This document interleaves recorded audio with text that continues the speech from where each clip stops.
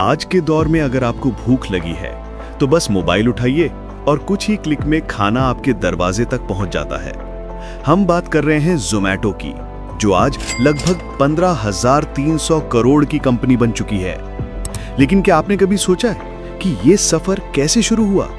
कैसे एक छोटी सी वेबसाइट आज भारत की सबसे बड़ी फूड डिलीवरी कंपनी बन गई? कहानी की शुरुआत होती है साल 2008 से, जब आईआईटी दिल्ली के दो ग्रेजुएट्स दीपेंद्र गोयल और पंकज चड्ढा एक consulting company Ben and company में काम कर रहे थे। उन्होंने ऑब्जर्व किया कि लोग खाना ऑर्डर करना चाहते थे, लेकिन रेस्टोरेंट का मेन्यू ढूंढना बेहद मुश्किल था। कोई कागज ढूंढ रहा है, कोई पुराने ब्रोशर पलट रहा है, और इसी में उनका टाइम वेस्ट होता था। तभी दीपेंद्र के दिमाग में ख्याल आया, क्यों ना इन मेन्यू कार्ड्स को स्कैन करके ऑनलाइन डाल दिया जाए।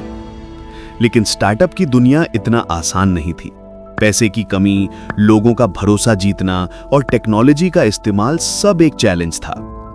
लेकिन दीपेंद्र और उनकी टीम ने हार नहीं मानी। वो खुद रेस्टोरेंट जाकर मेन्यू कार्ड्स इकट्ठा करते, तस्वीरें खींचते और वेबसाइट पर डालते। कई बार तो रेस्टोरेंट वाले अपना मेन्यू देने से मना तक कर देते थे। उन्हें लगता था ये आइडिया काम नहीं करेगा। इसके बावजूद भी ये लोग हार नहीं माने और यहां से जन्म हुआ foodibay.com का। foodibay ने तेजी से लोकप्रियता हासिल की। लोग अब ऑनलाइन मेन्यू देखकर ऑर्डर कर सकते थे। लेकिन जैसे जैसे वेबसाइट बढ़ी, नाम बदलने की जरूरत पड़ी और साल 2010 में foodibay का नाम बदलकर ज़ोमैटो रखा गया। इसका रीजन था कि बड़ी बड़ी ई कॉमर्स कंपनीज में ईबे जुड़ा हुआ था, इसलिए टोमेटो से इंस्पायर होकर, लेकिन उसमें थोड़ा ट्विस्ट ताकि वो याद रहे और अलग लगे, ज़ोमैटो रख दिया गया। धीरे धीरे ज़ोमैटो सिर्फ दिल्ली तक सीमित नहीं रहा, मुंबई, बैंगलोर और फिर पूरे भारत तक फैल गया। भारत में सफलता के बाद ज़ोमैटो ने अपनी नजरें बाहर के देशों पर टिकाईं। साल 2012 में कंपनी ने दुबई, श्रीलंका, कतर जैसे देशों में कदम रखा और धीरे धीरे ये नाम बन गया एक ग्लोबल ब्रांड। लेकिन ज़ोमैटो की असली पहचान बनी साल 2015 में, जब इसने शुरू की फूड डिलीवरी सर्विस। अब सिर्फ मेन्यू देखने की नहीं, बल्कि सीधे घर तक खाना मंगवाने की सुविधा थी। इस कदम ने ज़ोमैटो को बदल दिया सिर्फ एक रेस्टोरेंट लिस्टिंग वेबसाइट से भारत की सबसे बड़ी फूड डिलीवरी कंपनी तक। और इस सफर में ज़ोमैटो अकेला नहीं था। 2014 में स्विगी कंपनी मैदान में उतरी। भारत का फूड डिलीवरी मार्केट अब एक जंग का मैदान था।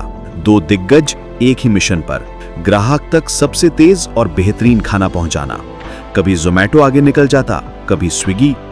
लेकिन इस कंपटीशन ने दोनों कंपनियों को और मजबूत बना दिया और 2021 में ज़ोमैटो ने इतिहास रचा। भारत में पहली बार किसी फूड डिलीवरी कंपनी ने आईपीओ लॉन्च किया। लाखों लोगों ने इस आईपीओ में निवेश किया और ज़ोमैटो शेयर मार्केट में एक पब्लिक कंपनी बन गई। ये पल सिर्फ ज़ोमैटो के लिए ही नहीं, बल्कि भारत के स्टार्टअप इकोसिस्टम के लिए भी ऐतिहासिक था। ज़ोमैटो की सफलता को देखते हुए कई बड़े इन्वेस्टर ने कंपनी में पैसा लगाया और 2015 तक ज़ोमैटो बन चुका था यूनिकॉर्न स्टार्टअप, यानी $1 बिलियन से ज्यादा वैल्यू वाली कंपनी। आज ज़ोमैटो सिर्फ एक फूड डिलीवरी ऐप नहीं है। ज़ोमैटो ने 2017 में शुरू किया ज़ोमैटो गोल्ड। ये एक सब्सक्रिप्शन सर्विस थी जिसमें कस्टमर्स को कई एक्सक्लूसिव फायदे मिलते थे, जैसे रेस्टोरेंट पर डिस्काउंट, फ्री डिश या ड्रिंक, फूड डिलीवरी पर एक्स्ट्रा ऑफर। 2022 में ज़ोमैटो ने ग्रोफर्स नाम की ग्रोसरी डिलीवरी कंपनी को खरीद लिया। आज इसे हम जानते हैं ब्लिंकिट के नाम से। ज़ोमैटो ने एक और इनिशिएटिव लॉन्च किया, हाइपर प्योर। ये एक B2B यानी business to business supply chain service है। ज़ोमैटो की कहानी हमें ये सिखाती है कि अगर आइडिया सच्चा है और मेहनत लगातार, तो कोई भी सपना छोटा नहीं होता, क्योंकि एक मेन्यू कार्ड स्कैन करने वाला आइडिया आज करोड़ों लोगों का पेट भर रहा है।